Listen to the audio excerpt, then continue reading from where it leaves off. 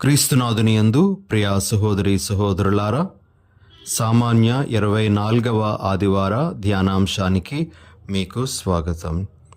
ఈరోజు మనం ఆలకించే సువార్త పఠనము మార్కు సువార్త 8వ అధ్యాయము 27 నుండి 35 వరకు ఉన్న వచనాల నుండి గ్రహింపబడినటువంటిది. ఈ వాక్య భాగంలో మనము యేసు ప్రభు తన శిష్యులకు వేసినటువంటి 2 ప్రశ్నలను ధ్యానిస్తాం. మొదటిగా ప్రభు వారిని అడిగేటువంటి ప్రశ్న, ప్రజలు నేను ఎవరినని చెప్పుకొనుచున్నారు అని. ఆ తర్వాత యేసు ప్రభు వారికి వేసినటువంటి 2వ ప్రశ్న, మరి నన్ను గూర్చి మీరు ఏమనుకొనుచున్నారు అని. ఈ విధంగా 2 ప్రశ్నలను ప్రభు వేయడము, దానికి సమాధానాలు వారు ఇవ్వడం జరిగింది. ప్రియ సహోదరి సహోదరులారా, అయితే 2వ ప్రశ్నకు పేతురు గారు మిగతా శిష్యులందరి తరపున ఇచ్చినటువంటి సమాధానము మార్కు సువార్త 8వ అధ్యాయము 29లో మనము ఈ విధంగా ఆలకిస్తాం. పేతురు, నీవు క్రీస్తువు అని ప్రత్యుత్తరమిచ్చాను.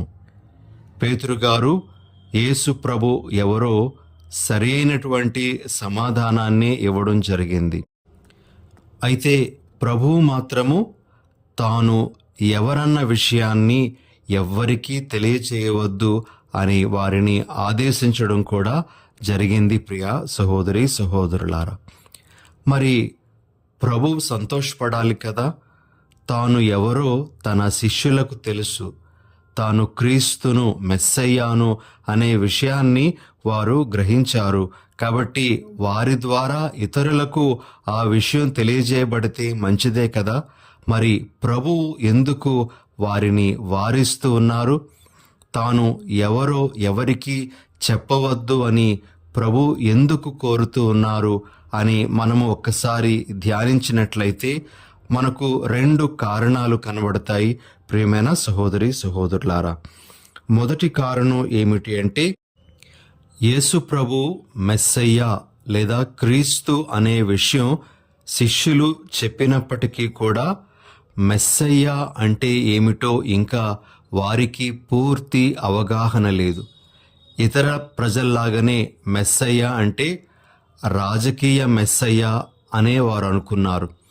తమను రోమన్ ప్రభుత్వం నుండి విడుదల చేసేటువంటి వ్యక్తిగానే యేసు ప్రభువును వారు చూడడం అనేటువంటిది జరిగింది. కాబట్టి మెస్సయ్య అనేటువంటి ఆ సమాధానం చెప్పినప్పటికీ కూడా వారికి మెస్సయ్య యొక్క పరిచర్య ఏమిటో, మెస్సయ్య ఏమి సాధిస్తాడో వారికి ఇంకా సరైనటువంటి అవగాహన లేదు. కాబట్టి ప్రభు వారితో మీరు ఈ విషయం ఎవ్వరికీ చెప్పవద్దు అని కోరడం జరిగింది. సహోదరి సహోదరులారా, వారిది మిడిమిడి జ్ఞానమే. ఇంకా పూర్తి జ్ఞానంలోనికి వారు అడుగు పెట్టలేదు. కాబట్టి ప్రభువు వారిని సమయం తీసుకోమని కోరుతూ ఉన్నారు. ఆ సమయం కోసం వేచి ఉండమని ఆయన వారికి తెలియజేస్తూ ఉన్నారు. కాబట్టి ఇది ఒక కారణము. ప్రభువు తాను ఎవరైనది ఇతరులతో చెప్పవద్దు అని తన శిష్యులకు ఆదేశించడం వెనకాతల ఉండేటువంటిది.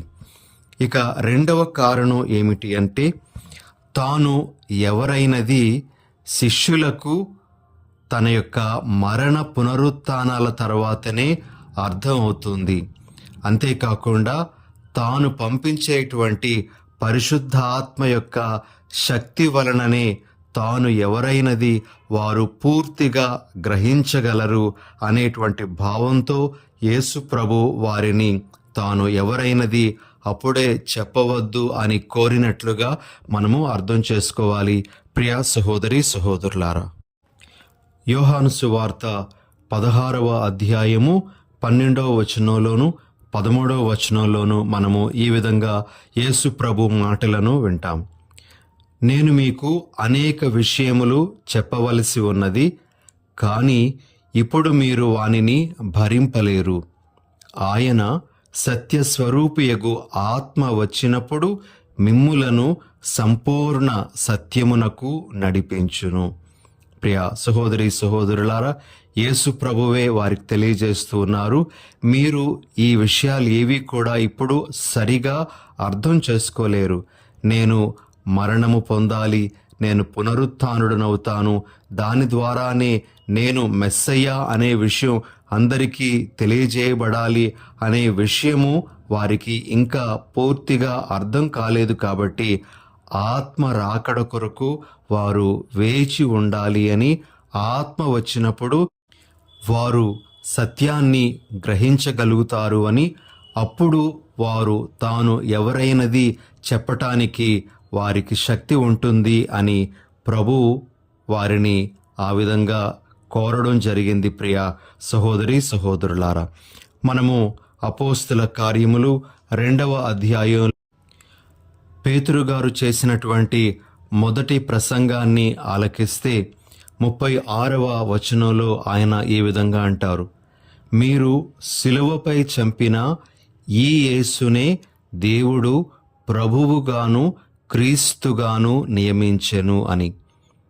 పవిత్రాత్మను పొందిన తరువాత పేతురు గారు యేసు ప్రభు యొక్క మరణము వెనకాతల ఉండేటువంటి ఆ పరమ రహస్యాన్ని అర్థం చేసుకొని దేవుడు ఆయనను క్రీస్తుగా నియమించారు అనేటువంటి విషయాన్ని అక్కడ ఉండేటువంటి ప్రజలందరికీ కూడాను ప్రకటించడం జరిగింది. ఈ విధంగా తాను ఎవరైనటువంటి విషయాన్ని ప్రభు అప్పుడే వారిని ఇతరులకు తెలియచేయవద్దు అని కోరడానికి గల ముఖ్యమైనటువంటి కారణం ఏమిటి అంటే, వారు తన మరణ పునరుత్థానాల తర్వాత తాను పంపే పరిశుద్ధ ఆత్మను పొందిన తర్వాత ఆ విషయాన్ని సరిగా అర్థం చేసుకుంటారు. అప్పుడు వారు బోధించటానికి వారికి శక్తి ఉంటుంది అనే ఉద్దేశంతోనే ప్రభు వారిని తాను ఎవరైనది ఇతరులకు తెలియచేయవద్దని కోరినట్లుగా మనము అర్థం చేసుకోగలం. మరి ఈ విషయాల నుండి మనందరికీ ప్రభు నేర్పిస్తున్నటువంటి 2 ముఖ్యమైనటువంటి సందేశాలు ఏమిటి అంటే, మనము క్రీస్తును గూర్చి బోధించాలి అంటే ఏవో కొన్ని పుస్తకాలు చదివి, లేకపోతే ఎవరైనా ప్రసంగాలు చెప్పినప్పుడు ఆ ప్రసంగాలు విని మనము ఆయన గురించి చెప్పడం కాదు, కానీ ఆయన గూర్చినటువంటి విషయాలను అనుభవపూర్వకంగా మనం తెలుసుకున్నప్పుడు తప్పనిసరిగా మన బోధన అనేటువంటిది సరి అయినటువంటి బోధనగా ఉంటుంది అనే విషయాన్ని మనం గ్రహించాలి. అంతేకాకుండా రెండో విషయం ఏమిటి అంటే, మనము క్రీస్తు గురించి బోధించాలి అంటే మనకు ఆత్మశక్తి, ఆత్మ నడిపింపు తప్పనిసరి. ఆత్మశక్తి లేకుండా, ఆత్మ నడిపింపు లేకుండా క్రీస్తు గురించి మనము సరిగా బోధించలేం. మనం బోధించే విషయాలన్నీ కూడా చాలా రకాలైనటువంటి తప్పిదాలతో కూడుకున్నటువంటి బోధనలుగా ఉంటాయి, మనము ఆత్మతో నింపబడి వాక్యాన్ని బోధించకపోతే. కాబట్టి ఈ విషయాలను మనము ఈ రోజున గ్రహించాలి ప్రియ సహోదరి సహోదరులారా. ఇక 2వ విషయానికి వెళ్ళినట్లయితే, యేసు ప్రభు తన యొక్క ప్రేషిత కార్యము గురించి పదే పదే తన శిష్యులకు చెప్పడము, తద్వారా తనకు తాను తన కార్యమును గూర్చి గుర్తు చేసుకోవడం అనేటువంటిది సువార్త పఠనంలో మనము ఆలకిస్తాం. మార్కు సువార్త 8వ అధ్యాయము 31వ వచనంలో ప్రభువు మాటలు ఈ విధంగా మనము వినగలం.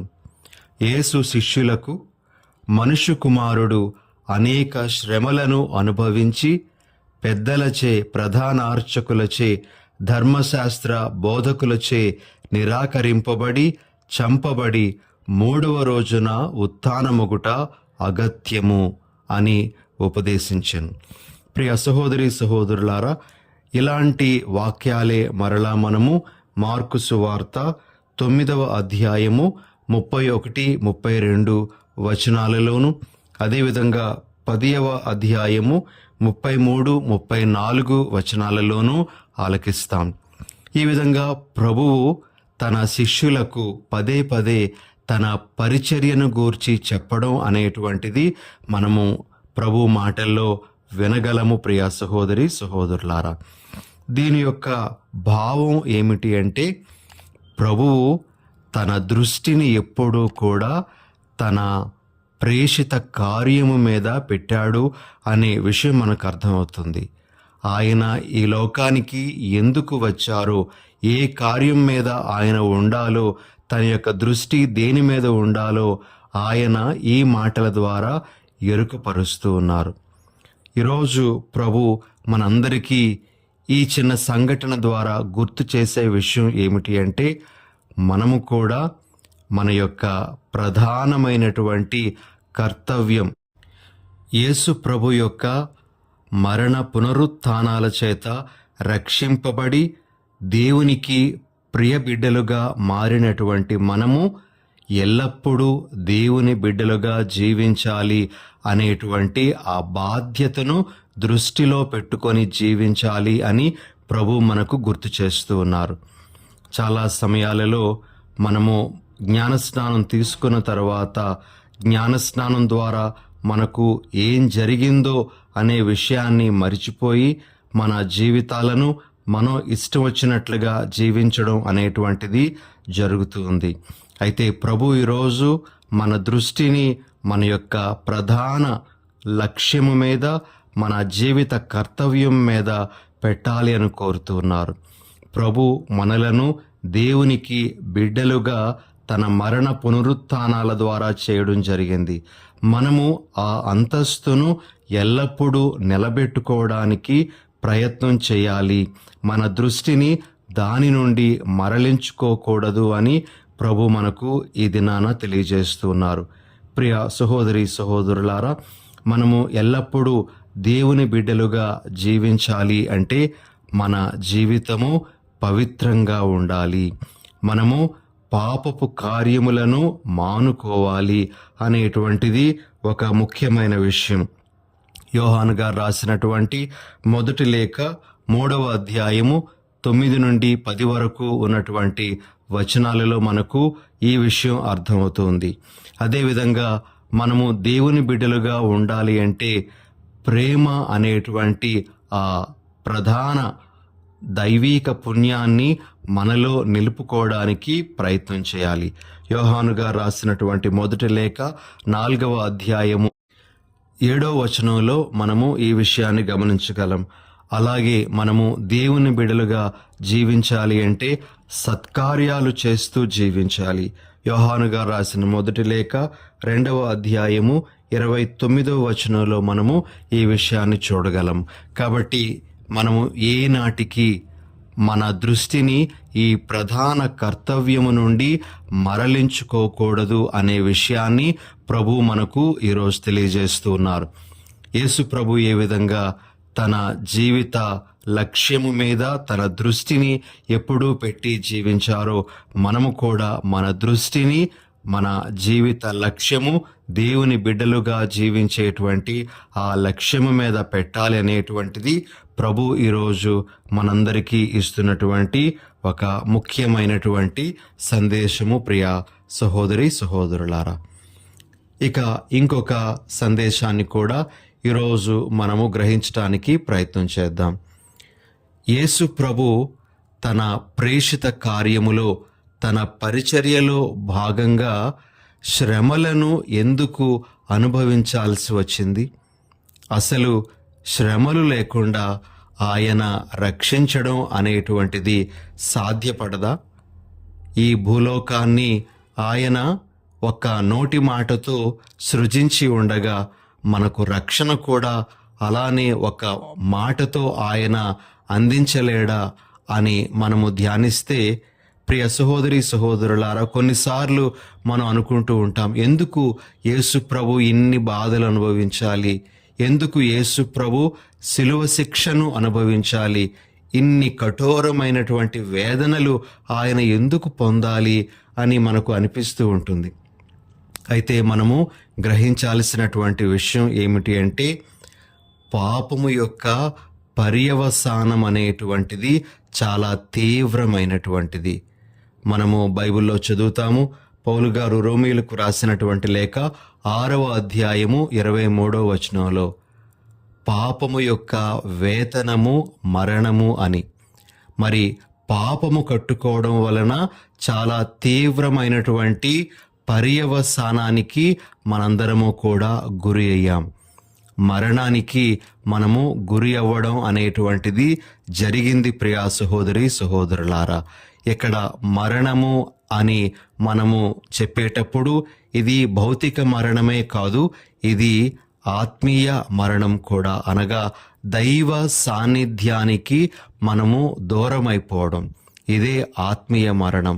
అయితే ఇంతటి తీవ్రమైనటువంటి పర్యవసానం మనకు పాపము ద్వారా సంక్రమించి ఉండగా, మరి అటువంటి తీవ్రమైనటువంటి పర్యవసానాన్ని తొలగించటానికి యేసు ప్రభు ఈ విధానాన్ని ఆయన ఎంచుకోవడం జరిగింది. పాపముల పరిహారం అనేటువంటిది అంత సులభమైనటువంటిది కాదు. ఆ పాపముల పరిహారం అనేటువంటిది తన యొక్క రక్తాన్ని చిందించడం ద్వారా, తన యొక్క శ్రమల ద్వారానే సాధ్యమయ్యేటువంటి కార్యము అని ఆయన మనకు గుర్తు చేస్తూ ఉన్నారు. కాబట్టి ప్రియా సహోదరి సహోదరులారా, మనమందరము గుర్తుంచుకోవలసిన విషయం ఏమిటి అంటే, పాపముల క్షమాపణ అనే విషయాన్ని ఈరోజు మనం చాలా తేలికగా చూస్తూ ఉన్నాము, చాలా తేలికగా మాట్లాడుతూ ఉన్నాం. అయితే ఆ పాపాన్ని క్షమించటానికి యేసు ప్రభు ఎన్ని వేదనలు, ఎన్ని బాధలు అనుభవించాల్సి వచ్చిందో, ఏ విధంగా కఠినమైనటువంటి మరణ శిక్షను పొందాల్సి వచ్చిందో కూడా మనము గ్రహించాలి.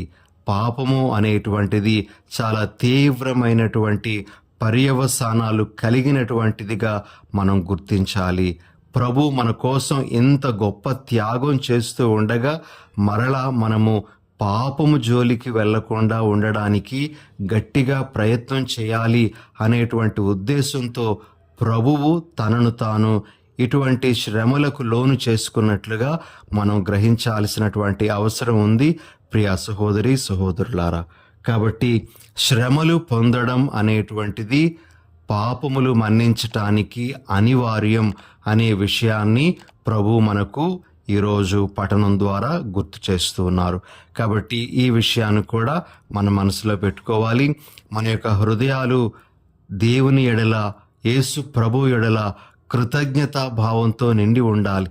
ఎందుకంటే మనలను రక్షించటానికి ఆయన అనేకమైనటువంటి శ్రమలను, బాధలను పొంది ఉన్నారు. కాబట్టి ఇక ఆఖరుగా ప్రియ సహోదరి సహోదరులారా, ఈరోజు మనం ఆలకించేటువంటి రెండవ పట్టణము యాకోబు గారు రాసినటువంటి లేఖ 2వ అధ్యాయము 14 నుండి 18 వరకు ఉన్న వచనాల నుండి గ్రహింపబడింది.